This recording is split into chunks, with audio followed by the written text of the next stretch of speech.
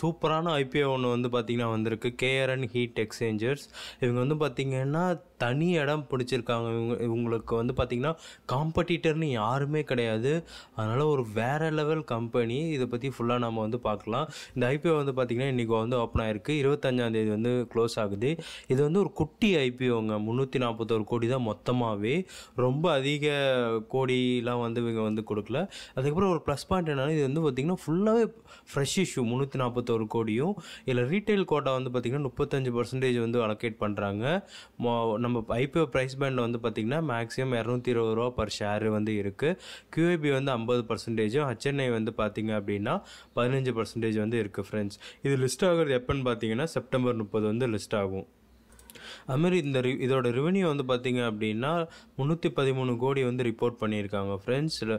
வந்து இவங்களோட profit growth revenue எல்லாமே வந்து பார்த்திங்கன்னா வேறு லெவலில் தான் இருக்குது. இவங்க வந்து BSE NSE ரெண்டுலேயுமே வந்து லிஸ்ட் பண்ணுறாங்க ஃப்ரெண்ட்ஸ். ஓகேங்களா. அதுக்கப்புறம் வந்து பார்த்திங்கன்னா நீங்கள் ஒரு ரீட்டைலாக இருந்தீங்கன்னா மினிமம் ஒரு லாட் வந்து 14,300 மேக்ஸிமம் வந்து நீங்கள் 1,85,900 வரையும் வந்து பண்ணலாம் ஃப்ரெண்ட்ஸ். உங்களுக்கு வந்து பார்த்திங்கன்னா 3ஆந்தேதி வந்து பார்த்திங்கன்னா ஸ்டாக் வந்து லிஸ்ட் ஆகிடும். செப்டம்பர் 30 வந்து அதோட அலாட்மெண்ட் வந்து தெரிஞ்சிடும். சரி, இவங்க என்ன செக்மெண்ட்டில் இருக்காங்கன்னு பார்த்தா அப்படின்னா இந்த காப்பர் பார்ட்ஸ் தயாரிக்கிறது, அதுக்கப்புறம் வந்து பார்த்திங்கன்னா காயில் தயாரிக்கிறது அப்படின்னு சொல்லிட்டு ஃபுல்லாகவே இருக்காங்க. இவங்க வந்து பார்த்திங்கன்னா இவங்களோட எக்ஸ்போர்ட் 33% வந்து பார்த்திங்க அப்படின்னா வேர்ல்டு வைடு வந்து பண்ணிகிட்ருக்காங்க ஃப்ரெண்ட்ஸ். 2022 வந்து 10 கோடி பண்ணியிருந்தாங்க. அதுக்கப்புறம் வந்து பார்த்திங்கன்னா இப்போ 2024 39 கோடி கிட்ட ப்ராஃபிட் வந்து பண்ணிகிட்ருக்காங்க.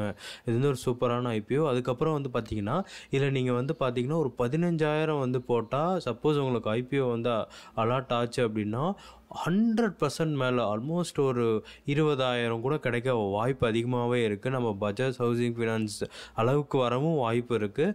பட் எல்லாமே எவ்வளோ சப்ஸ்கிரிப்ஷன் ஆகுதுங்கிறத பொறுத்து தான் இருக்குது. இப்போ ஆஸ் ஆன் டுடே வந்து பார்த்திங்கன்னா 25 மடங்கு வந்து ஆயிருக்கு. அதாவது 25 பேர் 25 பேர் போட்டி போட்டால் அதில் வந்து ஒரு ஆளுக்கு தான் கிடைக்கிற மாரி இப்போ இருக்குது.